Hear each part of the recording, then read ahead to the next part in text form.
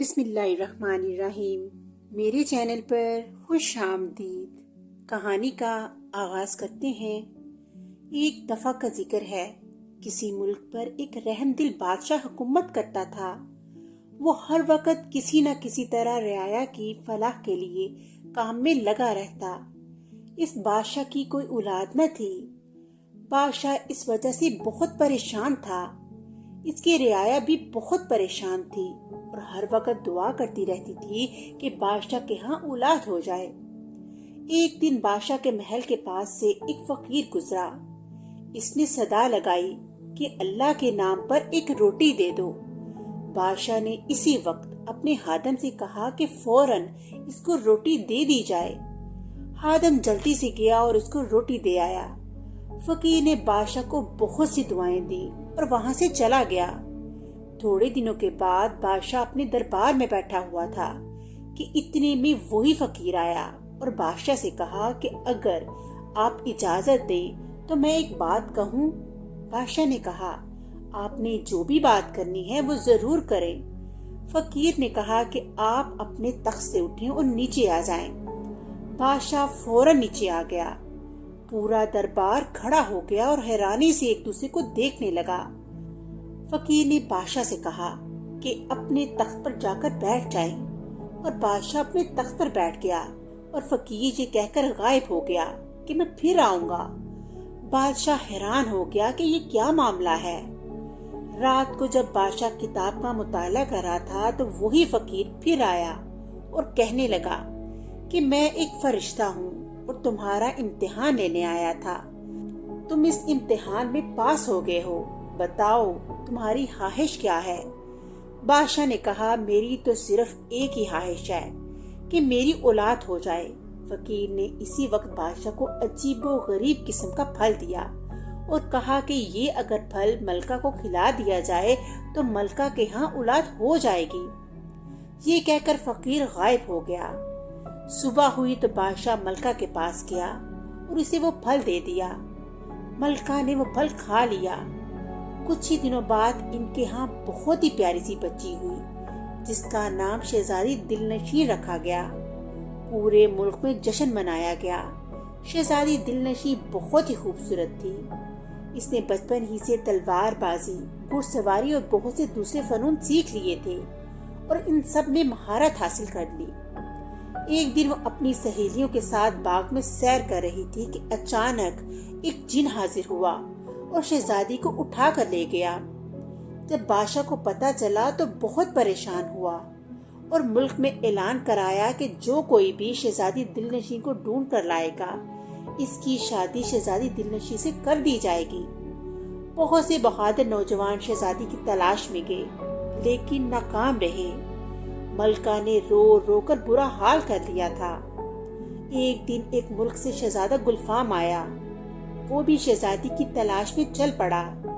چلتے چلتے وہ ایک جنگل میں گیا اور رات ہو گئی تھی۔ وہ ایک درخت کی شاخ پر لیٹ کر سو گیا۔ خواب میں اسے بزرگ دکھائی دیے۔ وہ کہہ رہے تھے کہ شہزادی دلنشین کو کالا جن اٹھا کر لے گیا ہے کیونکہ وہ شہزادی سے شادی کرنا چاہتا ہے۔ وہ بہت طاقتور جن ہے، اس لیے میں تمہیں ایک انگوٹھی، تلوار اور اڑنے والا قلین دیتا ہوں۔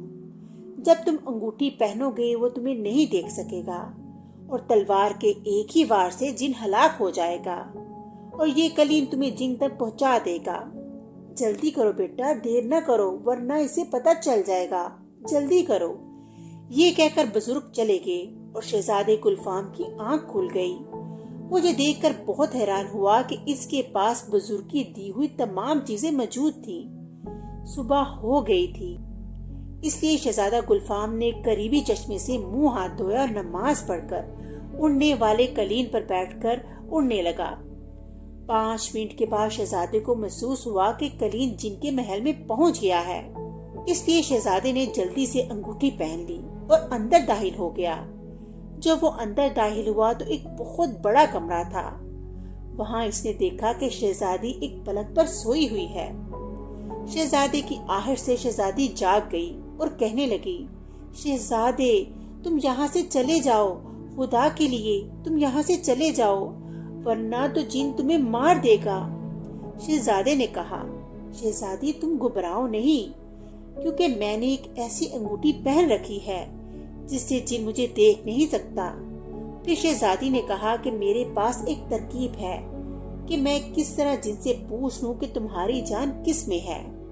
ابھی شہزادی نے یہ بات کہی تھی کہ ایک دم جن کمرے میں داخل ہوا، آدم بو آدم بو کہتا ہوا اندر داخل ہوا۔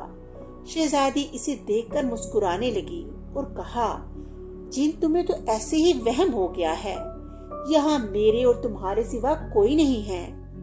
میں نے آج ایک فیصلہ کیا ہے۔ جن نے پوچھا، تو نے کیا فیصلہ کیا ہے؟ شہزادی نے کہا، میں نے تم سے شادی کرنے کا فیصلہ کر لیا ہے۔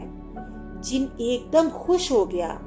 شہزادی نے کہا، تم مجھے یہ تو بتاؤ کہ تمہاری جان کس چیز میں ہے؟ جن نے کہا، کیوں؟ تم یہ کیوں پوچھ رہی ہو؟ شہزادی نے کہا، میں اس لیے پوچھ رہی ہوں تاکہ کوئی تمہیں ختم نہ کر دے۔ جن نے یہ سن کر ایک زوردار کہکا لگایا اور کہا، میری جان کو ختم کرنا اتنا آسان نہیں، کیونکہ میری جان ایک ہار میں ہے جو اس درخت کی سب سے اوپر والی ٹہنی پر لٹکا ہے، اور اس درخت کی حفاظت ایک شیشناگ کر رہا ہے، اور اگر وہ ہار کسی کو مل گیا پھر بھی میں نہیں مروں گا، بلکہ میرا ایک ہاتھ اور ایک ٹانگ کٹیں گے، اور اگر اس نے جس کے پاس ہار ہوگا اس نے دوسری ٹانگ پر وار کیا تو میں دوبارہ ٹھیک ہو جاؤں گا اور میرے اندر پہلے سے زیادہ طاقت آ جائے گی۔ یہ کہہ کر جن چلا گیا۔ شہزادہ گلفام بھی یہ سب کچھ سن رہا تھا۔ اس نے شہزادی سے کہا کہ تم فکر مت کرو، میں جلدی آؤں گا، تم بس دعا کرنا۔ پھر شہزادہ کلین پر جا بیٹھا اور اسے شیشناگ کے پاس جانے کا حکم دیا۔ کلین تھوڑی دیر بعد وہاں پہنچ گیا۔ اس نے دیکھا کہ ایک بہت بڑی پہاڑی ہے اور پہاڑی کے سب سے اوپر ایک بہت ہی خوبصورت درخت ہے۔ اس کی سب سے اونچی والی ٹہنی پر ایک بہت خوبصورت ہار لٹکا ہے جس میں سے 7 قسم کی روشنیاں نکل رہی ہیں۔ شہزادے نے پہاڑی پر پہلا قدم رکھا ہی تھا کہ ایک بہت بڑا کالا ناگ اس کی طرف بڑھنے لگا۔ شہزادہ پہلے تو ڈر گیا، لیکن پھر ہمت کر کے آگے بڑھا اور بے در بے وار کر کے ناگ کو مار دیا۔ پھر وہ آگے بڑھا اور درخت سے وہ ہار لے لیا۔ پھر شہزادہ واپس کلین پر آ گیا اور اسے اڑنے کا حکم دیا۔ کلین تھوڑی دیر کے بعد شہزادی کے پاس پہنچ گیا۔ جب وہ شہزادی کے پاس پہنچا تو اسی وقت جن بھی آ گیا۔ جن نے جب شہزادے کے ہاتھ میں وہ ہار دیکھا تو اس کی منتیں کرنے لگا، خدا کے لیے یہ ہار چھوڑ دو، لیکن شہزادے نے اسی وقت ہار کو توڑ دیا۔ ہار کو توڑتے ہی اس نے دیکھا کہ جن تڑپ رہا ہے اور کہہ رہا ہے کہ میری دوسری ٹانگ پر بھی وار کرو، لیکن شہزادے نے دوسری ٹانگ پر وار نہ کیا اور دیکھتے ہی دیکھتے جن تڑپ تڑپ کر مر گیا۔ جن کے مرتے ہی ایک زوردار دھماکہ ہوا اور سب کچھ غائب ہو گیا۔ جب دھواں چھٹا تو شہزادے نے اپنے آپ کو اور شہزادی کو ایک میدان میں پایا۔ وہ دونوں کلین پر بیٹھ کے اور شہزادے نے کلین کو حکم دیا کہ محل چلو۔ کچھ ہی دیر بعد شہزادہ اور شہزادی محل پہنچ چکے تھے۔ محل میں پہنچے ہی کہ بزرگ کی دی ہوئی تینوں چیزیں غائب ہو گئیں۔ بادشاہ کو جب سب معاملے کا پتہ چلا تو وہ بہت خوش ہوا۔ شہزادہ اور شہزادی کی شادی کر دی گئی۔ اس کے بعد بادشاہ نے ساری سلطنت شہزادے کو سونپ دی اور خود یاد الہی میں مصروف ہو گیا اور سب ہنسی خوشی رہنے لگے۔ اس طرح کہانی کا اختتام ہو گیا۔ اگلی کہانی کے ساتھ پھر ملیں گے، تب تک کے لیے اللہ حافظ۔